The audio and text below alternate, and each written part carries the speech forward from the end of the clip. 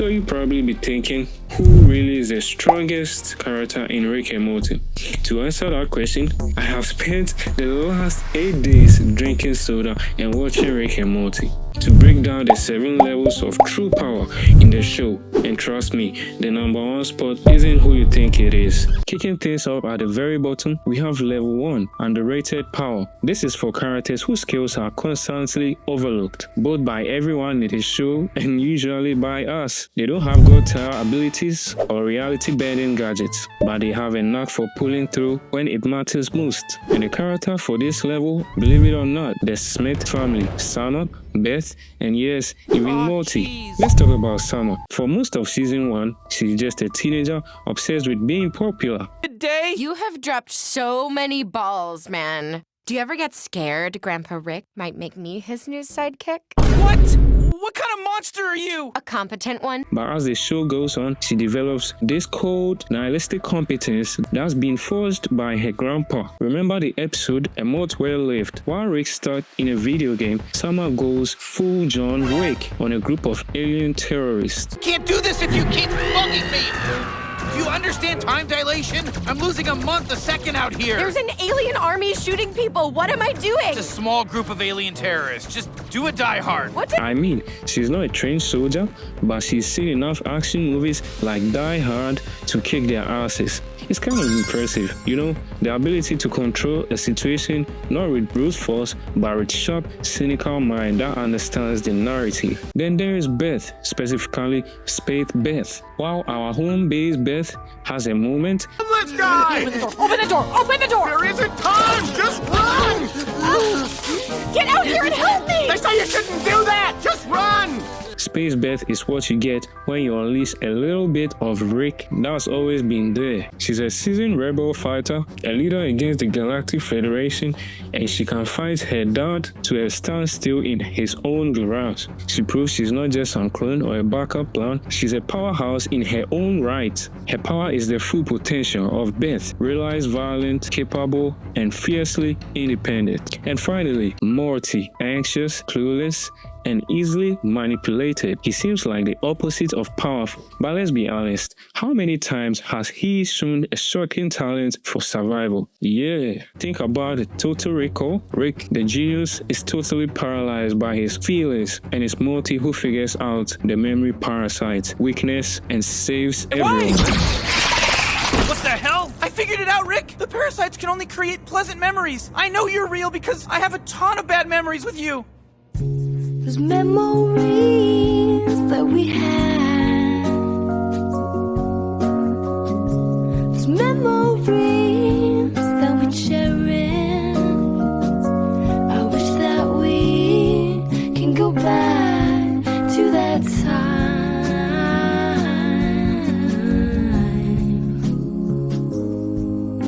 Holy crap, Morty, you're right! His so-called stupidity lets him see simple truth that Rick's complex brain just misses. Or what about the Pierce planet? When pushed to absolute limit, Morty unleashed a tidal wave of repressed anger and becomes an unstoppable killing machine.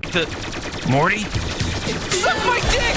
Eat this! Ooh, boy, you're really going for it over there, huh? It's a terrifying look at what's bubbling under the surface. Morty's power is survival. He's the underdog whose weakness somehow becomes his greatest strength. He endures, he adapts, and when he finally snaps, even Rick is disturbed. These characters are level 1 because it's not always on, but when it kicks in, it completely changes the game. They prove that in a universe this insane, you don't have to be a god to be powerful. Sometimes you just have to be the one nobody saw coming. Next up, at level 2, we got physical power. This is all about brute strength, combat skills, and being nearly impossible to kill. We're talking about characters who can punch their way through steel, win any bar fight, and take ridiculous amount of damage. Think of characters like Reggie, remember the post-credit god? Now you see my true form. The clouds were simply a shape more appealing to Gaia's mind. No shit, any form is more appealing than this. You look like Kid Rock fucked Zeus. Or Phoenixperson, the cybernetic version of Birdperson. Is it ready? Yes, we can bring it online now. Do it.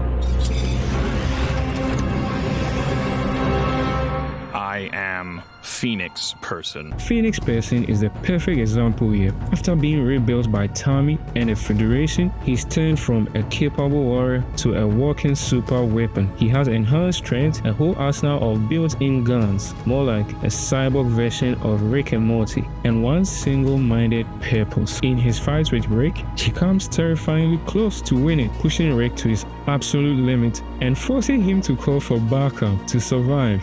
And that's very rare. Phoenixperson is a peak of a purely combat-focused being, relentless, durable, and deadly. But here's the thing, and it's the reason physical power is stuck at level 2 in Rick and Morty universe. It's basically obsolete. The show makes it crystal clear that if one guy has the portal gun and the other has a big muscles, the fight is already over. Why get into a fist fight with a super being when you can just open a portal and drop him into a black hole? I mean, I wouldn't mess with that kind of guy. It's like bringing the world's sharpest sword to a gunfight that's happening across every dimension at once. You might be the best swordsman ever, but still, you're gonna lose. And that's why level 2 is one of the lowest ranks on the power ladder.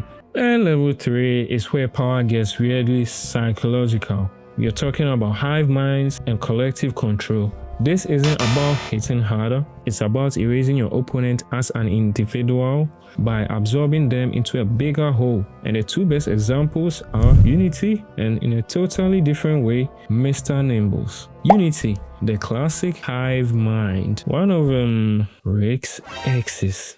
She doesn't control people, she assimilates entire civilization. 1 minute you have your own thoughts, your own dreams, the next you are just an extension of her will, a puppet she can talk through. Imagine you had that power. Mother, forgive me, just forgive me, I need it.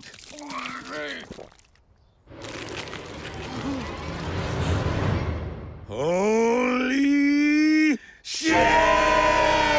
Well, if I had that kind of power, I would have ended World War and make every PlayStation free. However, her goal is to keep absorbing population until she becomes what she calls a god. Be invited into the Galactic Federation. Oh, goody. From there, I'll have access to countless planets and species. One by one, I will unify them. I will become the universe. And I will be what the single-minded once called a god.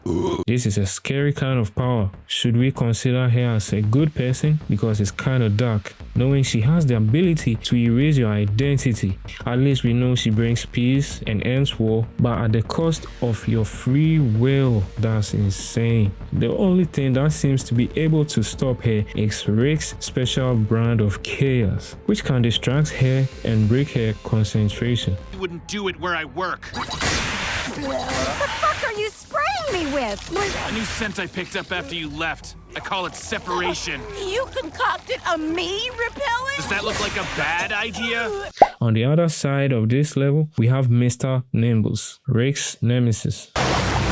Richard, you have desecrated the sacred treaty betwixt land and sea. Now face the wrath of your once and eternal foe, Mr. Nimbus. Sorry? Who is that? My nemesis. What? My fucking nemesis, okay? Okay, but what was his name again? I am Mr. Nimbus. He's gonna say that a lot. He is not a hive mind, but he has a different type of collective control. He doesn't just command the ocean, he famously controls the police. This isn't just a punchline, it's a statement of absolute authority in his domain. Rick, a guy who laughs at gods and governments, actually takes his treaty with Mr. Nimbus seriously. How many times do we see Rick do that? When Nimbus shows up, Rick drops everything. This tells you that Nimbus' power is so locked down and absolute that even Rick knows it's not worth starting a fight. Both Unity and Nimbus can show that real power can be about commanding a collective, whether it's through consciousness, linking, or just having total control over a system. because it's a step above pure physical strength because it can conquer a world without firing a shot, but it's not higher on the list because it requires constant focus and can be disrupted by forces that exist outside its control. At level 4, power isn't just a tool you use, it's just what you are. This is the level of biological threat beings whose existence is a danger to entire planets. They don't just need armies or weapons because their DNA is a weapon. And our two exhibits are Morty Jr. and Planetina. First up is Morty Jr. They have Gazopian's son Morty hard back in raising Gazopizop. His power is backed into his genes. He ages incredibly fast, has superhuman strength, and is driven by an innate, violent aggression. He's not just a strong alien, he's a walking, talking ecological disaster. If he were to reproduce, he could unleash a hyper-violent species that could overrun a planet in a single generation. He's a threat on a genetic level. Then there is Planetina, one of the elemental guardians. She wields a ridiculous amount of power. She has total control over earth, fire, and water. It's more like a parody of Captain Planet. We see her put out massive fires, clean up pollution, and when she gets angry, causes absolute devastation. Aren't screaming? You filthy murderer! Planetina, stop it! There's only one solution for Earth pollution! Oh my god, no! She could theoretically destroy cities or even make a planet uninhabitable. In any normal story, she'd be a goddess of nature, but here's what keeps them at level 4, their limitations. Morty Jr.'s threat is scary, but it's a slow burn. More importantly, he shows that he can overcome his violence instincts with a little bit of nature, choosing to write books instead of causing destruction. My father, kept me locked in the house until I was a teenager. And there was violence and threats of poison gas, but also dancing. But you persevered and created this masterpiece from your suffering. Smith Jr.'s mind-bending novel, My Horrible Father, in every store and on everyone's mind. Pick it up. We'll be right back. It's a thankless job, Morty. You did the best you could. And as for Planetina, her weakness is emotions. Her power is immense, but her judgment is questionable. Her desire to protect the planet leads to a mass murder, making her unstable and self-defeated. When Morty breaks her heart, her will to use her power just crumbles. Level 4 is a huge leap in a scale of power to threaten the entire planet just by existing. But it's her power that's often unfocused, instinctual, or emotionally unstable, which keeps it from reaching truly inescapable threats that lie ahead.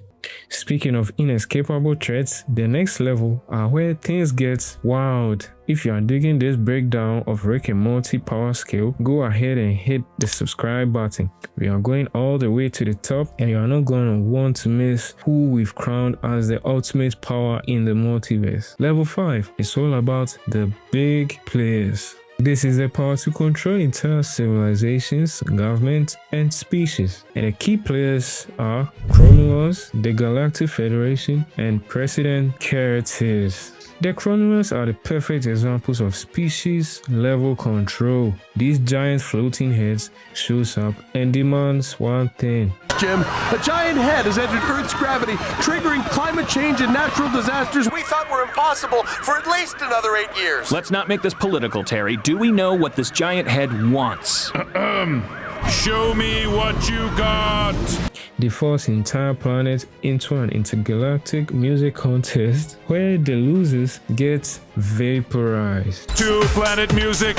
First up, let's hear the latest song from Planet Marble Snops, the Greeby Bobes. Show me what you got! Hold it, stop! Music isn't about competition or captivity. If you love music, you love freedom. Let these worlds be free, please! Disqualified! There's one every season. This is a power on a scale that's hard to comprehend, man. They don't invade or negotiate. They just issue a command. and entire worlds have to obey or face extinction. Then you have Galactic Federation. For a lot of early seasons, they were the main villains, a sprawling empire that controls huge parts of the galaxy through military force and bureaucratic red tape. They have armies, prisons, the whole imperial package. But Rick showed us their weakness in Rick Shank Redemption. He didn't fight their armies, he just turned the economy and make their currency worthless. It's proud, but watch closely as Grandpa topples an empire by changing a 1 to a 0. Mr. President, the Blemflark's value just dropped to nothing. What do you mean? I mean, our single centralized galactic currency just went from being worth 1 of itself to 0 of itself. Gentlemen, there's a solution here you're not seeing. Give me your jacket! And the whole thing fell apart, proving that even massive systems can be brittle.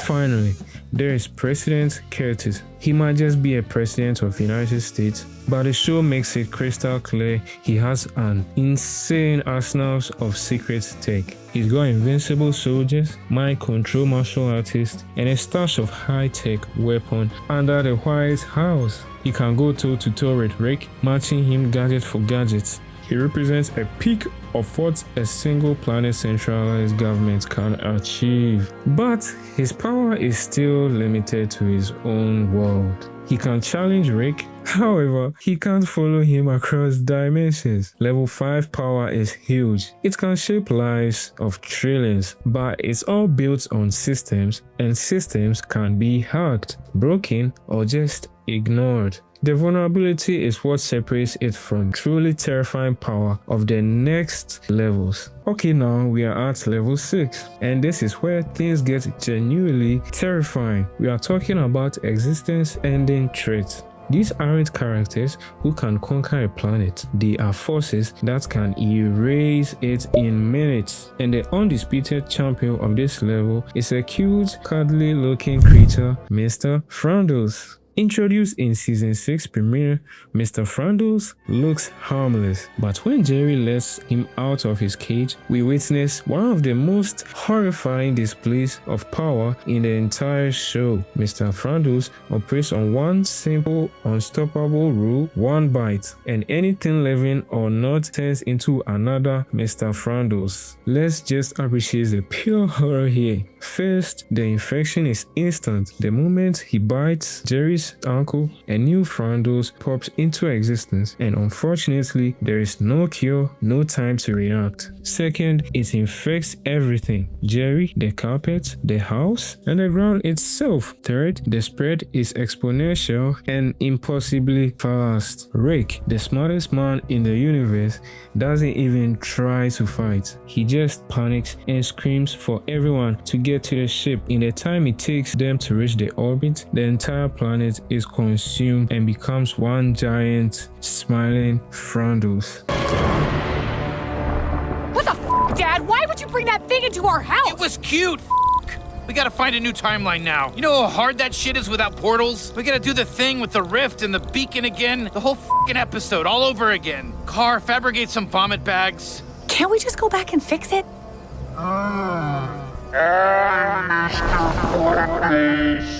This is what makes Mr. Frundles a level 6 threat. He doesn't fight, he replaces. He's a biological singularity, a great ghoul apocalypse with a cute face. Unlike Rick, who needs prep time, or Unity, who needs to focus, Mr. Frundles just needs to succeed once. One bite is all it takes for total planetary conversation. Rick has to abandon the entire dimension because his home reality is just gone. The power of Mr. Frundles is a core lesson in Rick and Morty universe, that the scariest threats aren't the ones with the biggest guns, but the ones that operate on a simple, inescapable principle. It's a power through inevitability. There is no strategy, no gadget, no clever comeback. The only move is to run. Level 7. Technological power. This is the ability to bend physics, cross infinity, and rewrite reality through pure, unfiltered genius. This is the domain of the show's intellectual titans: Zine, Xanflow, Evil Morty, Rick Prime, And of course, Rick C137. These guys are basically gods, not by birthright, but by their own hands. And the heart of this power is Rick's portal gun. It's more than a travel device, it's the key that unlocks infinity, letting him jump across any dimension he can imagine. That one gadget makes almost every other power on this list irrelevant. But it's so much more than the gun. Rick has frozen time, created universe to power his car battery, and has so many backup plans for death. Project Phoenix is just a boring routine for him. This is the power to declare war on death itself and for the most part win. This level is just for our Rick. Rick Prime, who invented portal travel, was a chilling example of Rick's power without any family to ground him. He created the Omega device, a weapon that could erase someone from every single reality